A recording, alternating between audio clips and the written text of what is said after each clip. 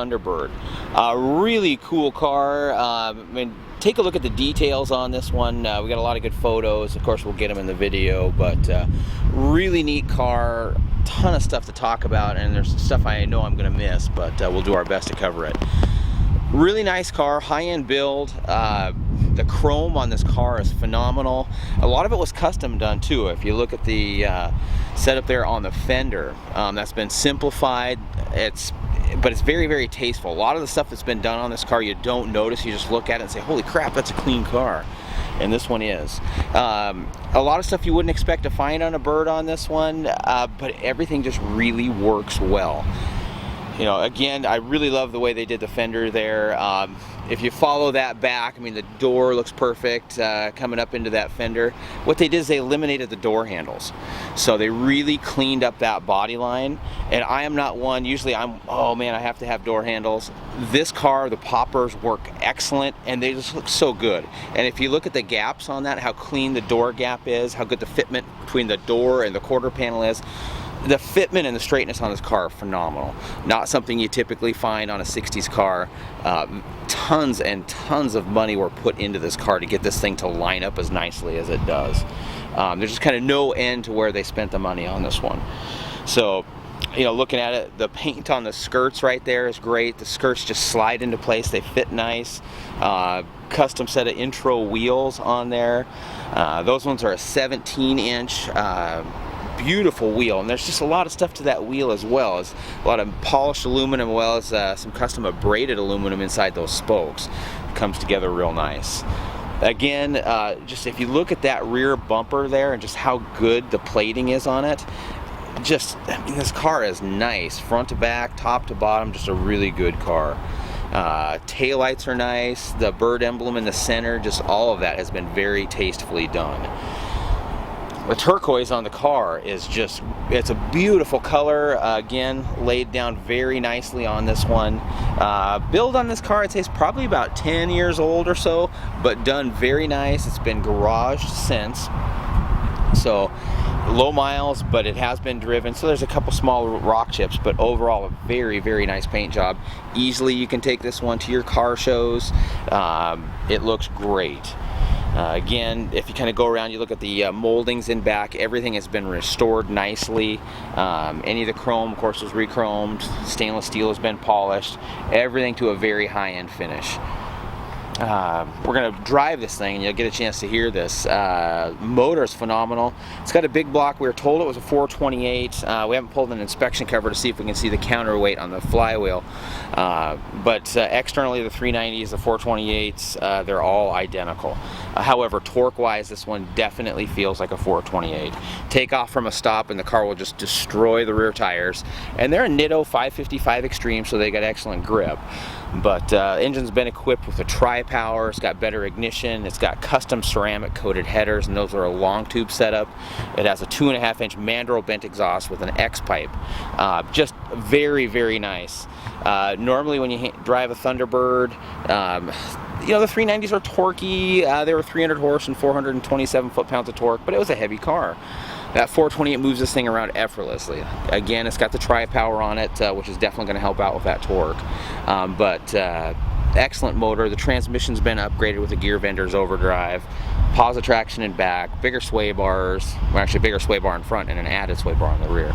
We could kind of go around this thing 4 or 5 laps and keep talking, but we'll go ahead and jump in and we'll take her for a cruise, and we'll get into the drivetrain a little bit more and give you a good look at that interior.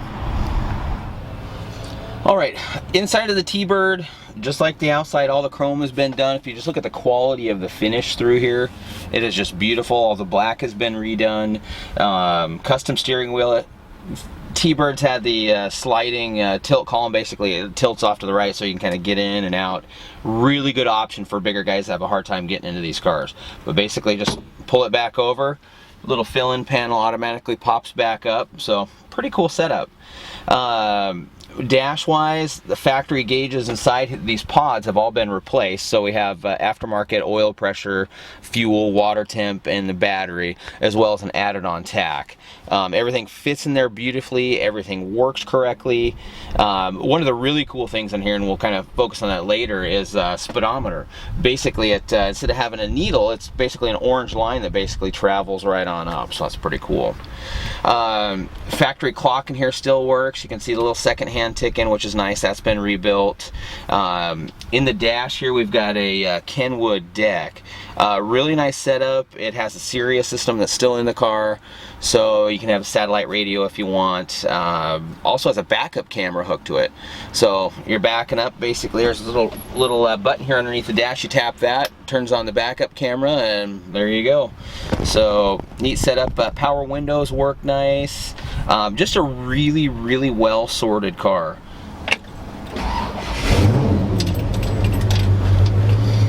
Okay, engine has a mild cam to it, just a little bit of lope to the idle.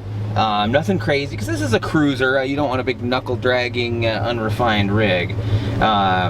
Just a good performer. We've driven it all over, had a lot of fun doing it too. Power steering works nice. The steering is good and tight. You know, just a nice tight feel to the car. Like, it's a very, very high-end, well-sorted car. Exhaust is 2.5 inch with the X pipe, which is definitely good. It gives it a nice sound. Like I said, it's not loud. It just has a good deep grumble to it. But when you're cruising on the highway, it is just very quiet inside this car. Interior is nice. Didn't give you a good enough look at the video there in the seats, but Ken's got some nice sweepers in it. Leather upholstery, new carpet, all the kick panels look good.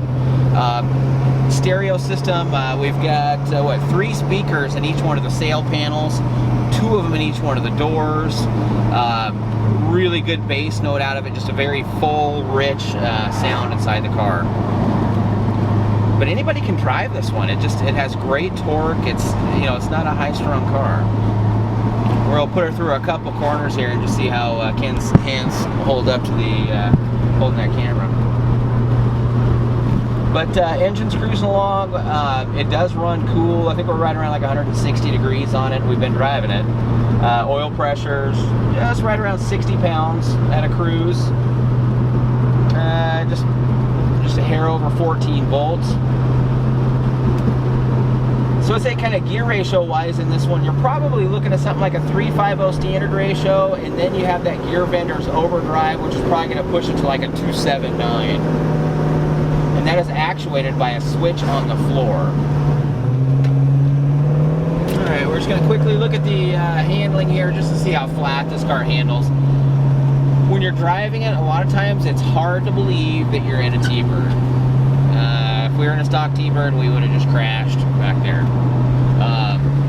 Handles incredibly flat.